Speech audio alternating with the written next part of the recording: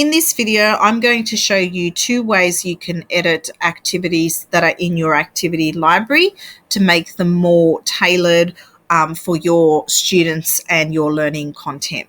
So I'm going to start with this activity here that we downloaded from the Seesaw community library in the last video.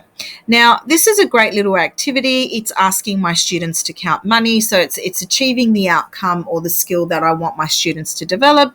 However, the problem with this activity is when you look at the money, it's American money, and obviously I need to be teaching my students to be working with Australian money. So I'm going to edit this activity first. So I'm going to click on the 3 dots on the side here, and I'm going to choose copy and edit. This will take me into a window where I can edit the activity itself. So I can edit the name, I could edit the instructions, I could attach skills that are specific to our syllabus or content.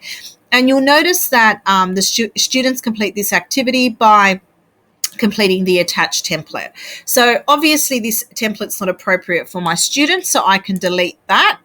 And then in here, I can add my own template. So I've prepared one earlier, just as an example. So similar sort of concept, except using Australian money.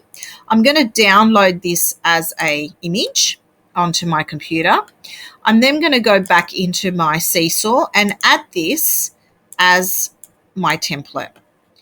So I've just included the downloaded file there. I'm ticking, and you can now see that my template is the one that's in place, so I can tick that. And then I can check that my template matches the instructions. So I might even add in the box. Okay. I can check that if I've got any of my outcomes imported or skills, I can have a look. So, you know, if my appropriate maths outcome was there, I could pick it and tick it, and it would apply.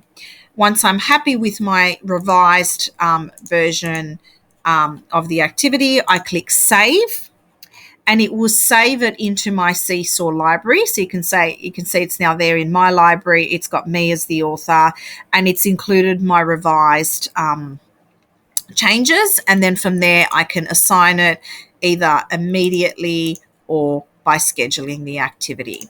So that's one way that we can edit Seesaw activities. I'm going to go back into my library and have a look at a different type of money activity that I've saved from Seesaw.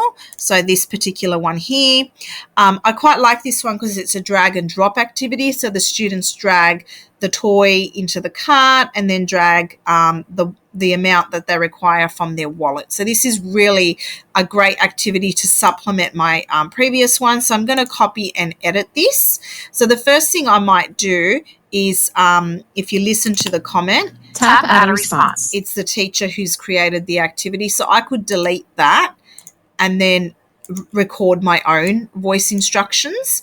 Tap add, listen to the instructions, drag an item from the toy store to your cart. When you do that, this will reveal the price of the toy.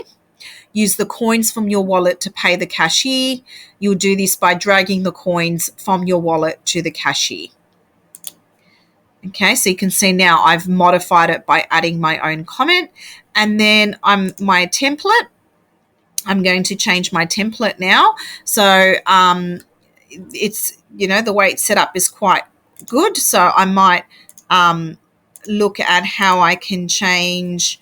So obviously this is the video, so I, you know, delete this particular page, delete page, and then I'd have a look at the different elements on here. So that's fine.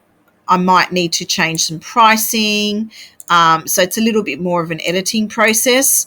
You can see my coin here, so I might have to delete those coins because obviously they're American.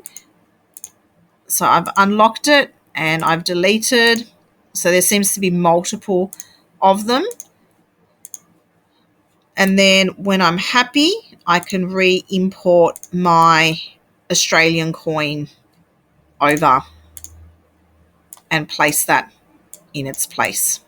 So a little bit of editing, but you can modify and create a drag and drop activity to suit our audience and our students.